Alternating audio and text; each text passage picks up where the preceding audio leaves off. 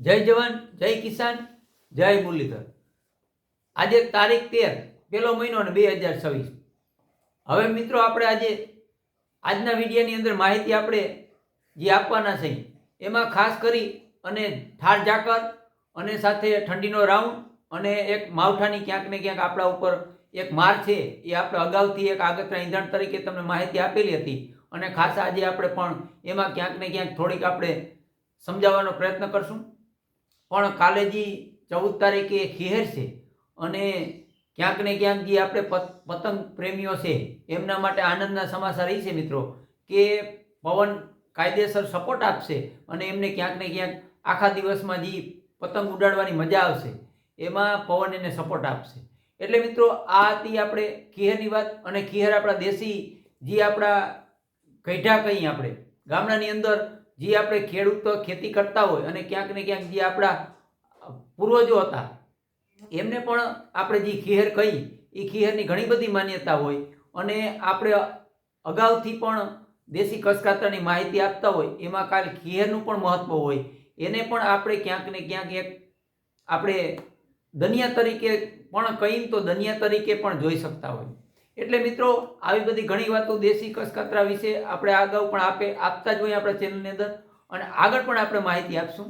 પણ આજે આપણે વાત કરવાની છે ક્યાંક ને ક્યાંક અત્યારે આપણે શિયાળુ પિત્તની અંદર જીરા અને ધાણા જેમાં ફ્લાવરિંગ અવસ્થા છે અને અત્યારે જે આગળ આપણે જે ક્યાંક ને ક્યાંક એક બગાડુના રાઉન્ડ આવ્યો તો સુકારા પછી ઘણા વિસ્તારોની અંદર કાળી શરમી પણ જોવા મળી હતી કારણ કે હવામાન સપોર્ટ જ નથી આપ્યું। ડિસેમ્બર મહિનાની અંદર જે આપણે ઠંડી વર્ષની મળતી હોય એ ક્યાંક ને ક્યાંક આપણા ઉપર તવિયું અને તપ અને ક્યાંક ને ક્યાંક ઠાર ઝાકનો રાઉન્ડ વધારે રહ્યો હતો એના કારણે ઘણા વિસ્તારોની અંદર સુકારો અને ઘણા વિસ્તારોની અંદર શરમી અને આપણે એક અગાઉ માવઠું પણ ગયું જે ઘણા વિસ્તારોને નુકસાનીનો ભરપાઈ પણ કરવી પડી હતી। એટલે ખાસ કરીને મિત્રો કે અત્યારે જે પણ શિયાળુ પિત્ત છે જે શિયાળુ પિત્ત છે એમના માટે કાયદેસર આપણે ગણતરી કરીએ તો અત્યારે જે વાતાવરણ છે એ સારું છે, અનુકૂળતાવાળું વાતાવરણ છે।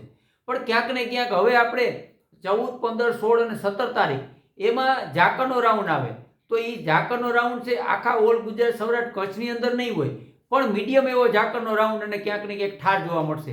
પણ 14 તારીખથી કાલથી કચ્છની અંદર શરૂઆત થશે, કચ્છના અમુક વિસ્તારો હશે, પછી 15, 16, 17 એમાં સૌરાષ્ટ્રના પશ્ચિમ સૌરાષ્ટ્રના ઘણા વિસ્તારો હશે તેમાં પણ ઠાર ઝાકરનું પ્રમાણ વધારે રહેશે। દક્ષિણ ગુજરાતના અમુક વિસ્તારોમાં પણ ઠાર ઝાકરનું પ્રમાણ રહેશે। સીમિત વિસ્તાર હશે પણ વધારે અસર છે એ કચ્છના અમુક વિસ્તારો અને પશ્ચિમ સૌરાષ્ટ્રના વિસ્તારો। બાકી ઓલ લેવલે 14, 15, 16, 17ની અંદર ઠાર ઝાકરનું પ્રમાણ રહેશે પણ સીમિત વિસ્તાર પૂરતું। પણ વધારે જે અસર રહેશે એ કચ્છના અમુક વિસ્તાર અને પશ્ચિમ સૌરાષ્ટ્રના વિસ્તાર। એટલે આ હતી અત્યારના ઠાર ઝાકરનો રાઉન્ડની વાત। પણ ખાસ કરીને મિત્રો 16, 17 તારીખે એવી હશે કે 2 દિવસની અંદર કદાચ અમુક વિસ્તારોમાં ઘાટા કસકાતરા રૂપે વાદળ થાય તો વાદળની અંદર પણ અમુક સીમિત વિસ્તાર પૂરતા માની લો કે 50, 55 ગામડા હોય ત્યાં 2 ગામડાની અંદર આપણે એવા સમાચાર મળે કે સાટાસૂટી થઈ એટલે એ મીડિયમ સાટાસૂટી, કોઈ નુકસાનકારક નહીં। જેમ અત્યારે હાલમાં દક્ષિણ ગુજરાતની અંદર આપણે અમુક સેન્ટરમાં જોવા મળે કે ક્યાંક સાટાના સમાચાર આપણે થાય છે કે સાટાસૂટી થઈ એવી રીતે મિત્રો આજે 14, 15, 16, 17 એમાં ખાસ કરી 16, 17 તારીખની અંદર વાદળછાયું વાતાવરણ અને અમુક વિસ્તારોની અંદર આપણે ચોખવટપૂર્વક સમજાવી છે કે કોઈ મોટું માવઠું નથી, સીમિત વિસ્તાર પૂરતા ક્યાંક છાંટા ખરે અને વાદળછાયું વાતાવરણ જોવા મળે। પછી મિત્રો હવે ઠંડીની વાત કરીએ તો ઠંડીનો રાઉન્ડ આપણે જે આ શિયાળાની અંદર આપણે 2026ની અંદર કે ઠંડી જોવા નથી મળી એવી ઠંડીનો સામનો પણ કરવો પડશે, એવી ઠંડી આવશે। પણ ખાસ મિત્રો જે પવન હમણાં બહુ હતો, ઘણા મિત્રોને એવો પણ પ્રશ્ન હતો કે જે આપણા મોટા ઊભા પાક છે એમને ક્યાંક ને ક્યાંક પાણી પાવામાં પવન વિલન બનતો હતો અને પાણી નથી પાઈ શક્યા એમના માટે ખાસ મિત્રો હવે જે આપણે અત્યારનો ગાળો છે એમાં 4-5 દિવસ સુધી હજી કોઈ પવન મોટો પવન આવે અને પવનનું જોર રહીએ અને ક્યાંક ને ક્યાંક આપણે પાઈ અને નડતરરૂપ થાય એવો પવન નથી વાવવાનો। પણ ખાસ મિત્રો આપણે શંકા એવી છે કે એક મોટું WD આપણા ઉપરથી પસાર થશે 20 તારીખ પછી એમાં પવનની તીવ્રતા વધશે। એટલે ખાસ મિત્રો જે મોટા આપણે ઘઉં છે, કોઈ મોટા આપણે ધાણા છે, એવા કોઈ મોટા પાક હોય અને જેને પાણી પાવું હોય એ આ ગાળો સારો છે એના માટે કારણ કે અત્યારે પવન મીડિયમ રહેશે એટલે ક્યાંક ને ક્યાંક આપણે જે પાણી પાઈએ અને પછી પડી જતો હોય મોલ એના માટે ફાયદારૂપ છે। પછી પવન વધી જાય તો ક્યાંક ને ક્યાંક આપણે નુકસાનીનો સામનો કરવો પડે.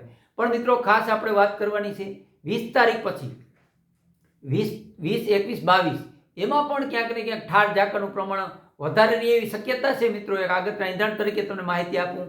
અને 22, 23, 24, 25, 26 આમાં ક્યાંક ને ક્યાંક આપણે એમાં 22, 23, 24, 25 ની અંદર ક્યાંક ને ક્યાંક આપણે ઘાટા કસકાતરા અને ક્યાંક ને ક્યાંક માવઠું થાય તેવા આગળના ઇંધણ તરીકે આપણે માહિતી આપી.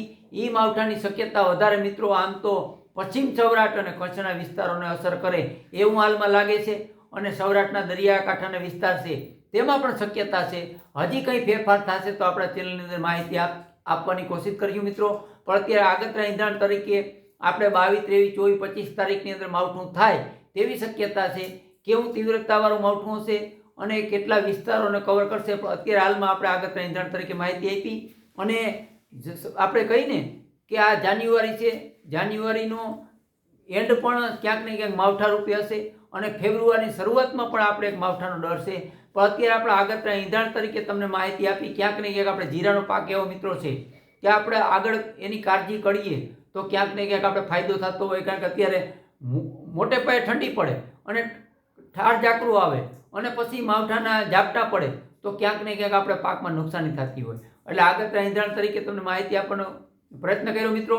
અને ખાસ મિત્રો આપણે જે કાલે કે પરમદી વિડીયો મૂકશું એ પણ વિડીયો પૂરો જોજો, જેથી કરતાં આપણે તમામ મિત્રોને ક્યાંક ને ક્યાંક આપણે એક આગળના ઇંધણ તરીકે માહિતી આપતા રહીશું. હવે વિડીયોને પૂરા કરી. જય જવાન, જય કિસાન, જય મુરલીધર.